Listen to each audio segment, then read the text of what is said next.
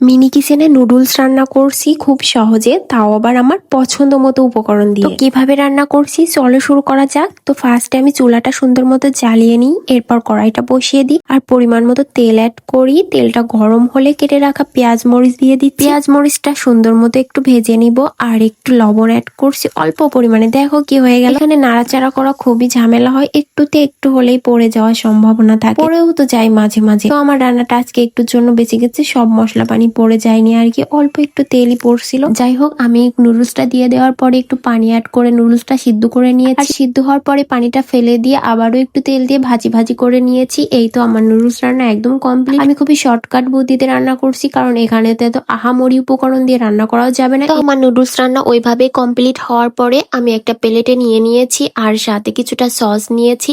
আমার কাছে বেশ অনেকটাই ভালো লেগেছে। তোমরা যারা আমার মিনি কিচেনের রান্না বান্নার ভিডিও পছন্দ করো অবশ্যই আমাকে একটু জানাবে। তো সবাই ভালো থেকো, বাই বাই, দেখা হবে নেক্সট কোনো ভিডিওতে।